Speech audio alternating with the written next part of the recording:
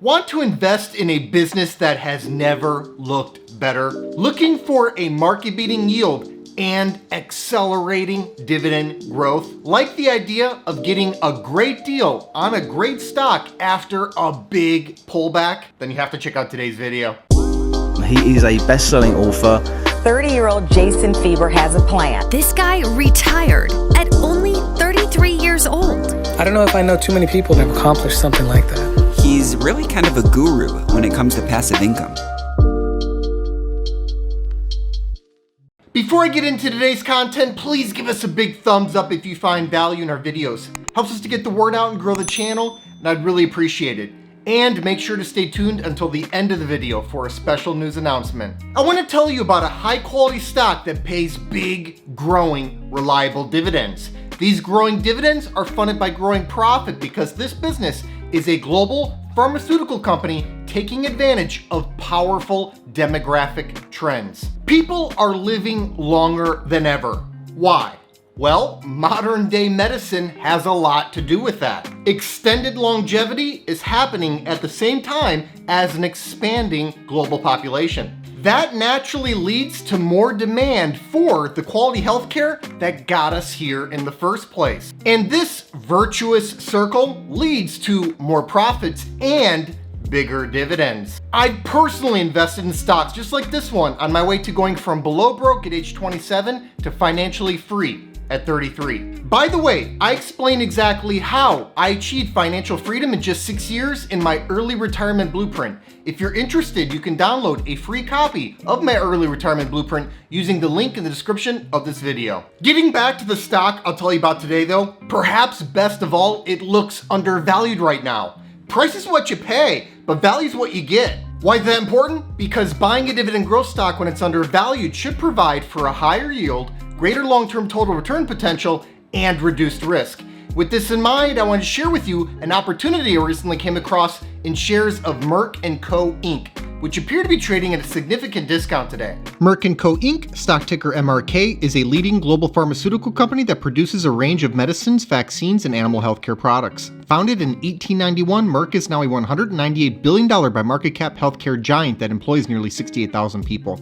The company operates across two reportable segments: pharmaceutical, 88% of fiscal year 2021 sales, and animal health, 11%. Insignificant sales occur as other revenue. Their core areas of focus are diabetes, infectious diseases, oncology, vaccines, and animal health. The US is the company's largest market, accounting for over 40% of worldwide sales.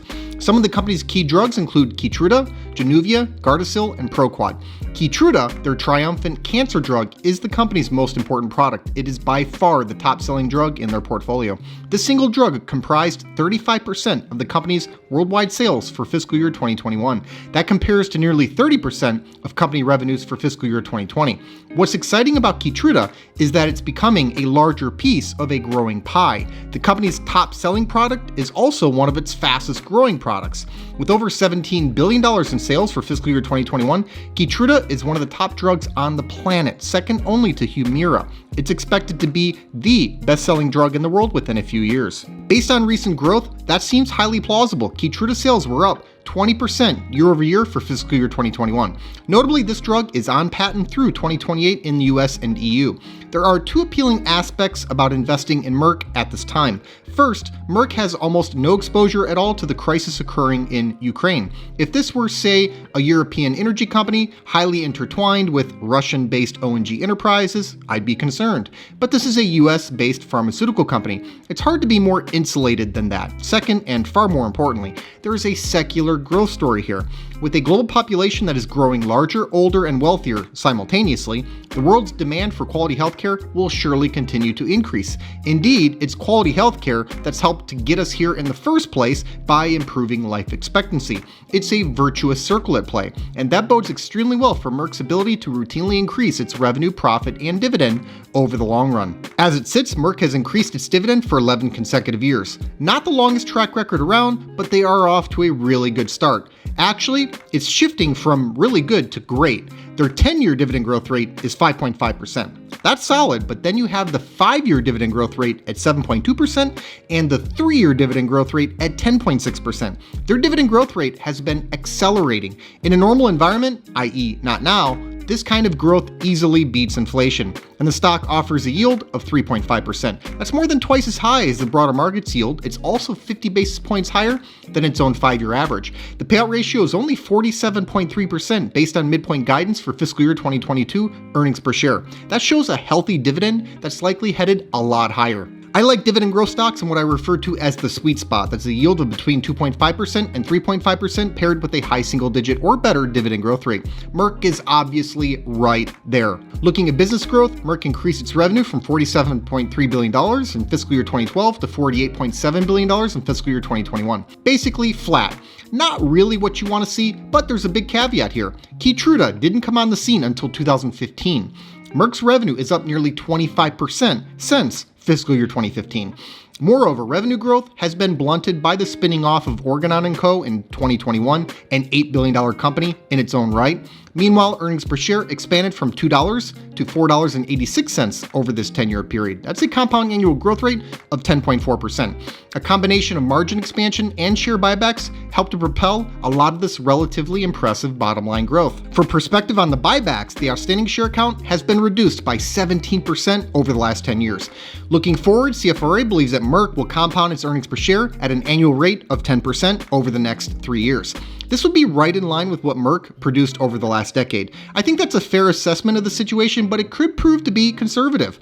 I say that because the last decade was partially marred by an era that predated Keytruda, with Keytruda putting up some great numbers and still under the patent umbrella until almost the end of this decade. Merck's near-term prospects are brighter than ever before. In addition, the company has a robust pipeline in preparation for a future in which Keytruda no longer has its patent protection. They have 75 programs in phase 2 and 28 programs in phase 3.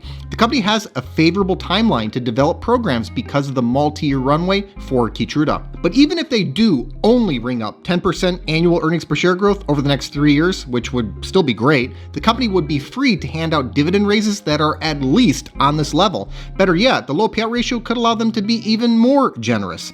And when you're already starting off with a 3.5% yield, that's a great combination of yield and dividend growth. Moving over to the balance sheet, Merck has a rock-solid financial position. The long-term debt-to-equity ratio is 0.8, while the interest coverage ratio is over 18. Profitability is extremely healthy. Over the last 5 years, the firm has averaged annual net margin of 14.9% and annual return on equity of 22.7%. Merck is arguably in the best position it's ever been in. Their blockbuster Keytruda drug is growing quickly and under patent protection for years to come, adding support to the recent growth acceleration. And the company is protected by durable competitive advantages that include economies of scale, a global distribution network, patents, IP, and R&D. Of course, there are risks to consider. Regulation, litigation, and competition are omnipresent risks in every industry. I think all three of these risks are elevated in the pharmaceutical industry specifically. Patent cliffs are always a concern for big pharma, but Merck's biggest drug is still in a golden period right now. Keytruda could actually be both the company's biggest advantage and biggest disadvantage. It's starting to become an overwhelming portion of the company's sales. This linchpin drug could weigh on the business and stock in the future after patent protection comes off. Any changes to the complex U.S. healthcare system would almost certainly directly affect Merck. There's also pipeline risk here. The pipeline is pressured to produce successful drugs in order to support sales, rationalize R&D, and mitigate patent cliffs. Fortunately, Merck's pipeline is strong. The risks should be thoughtfully considered, but I think Merck is still a great long-term investment candidate. That's especially true with the valuation looking so appealing after a 15% drop from its 52-week high. The stock is now trading hands for a price-earnings ratio of 16.1. Well below the broader market's earnings multiple, this is highly undemanding. We can also see a price-to-cash flow ratio of 14.1. That is way off of its own 5-year average of 19.2.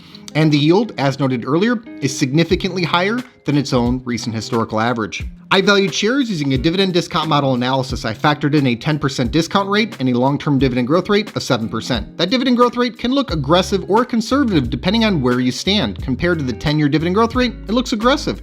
But compared to more recent dividend increases, which are being propelled by Keytruda's growth, it looks conservative. I think the truth lies somewhere in the middle, which is where I land. Keep in mind the payout ratio is still low, and CFRA's near-term earnings per share growth forecast is well over this mark. I believe Merck has the capability to surprise to the upside, but I also like to err on the side of caution.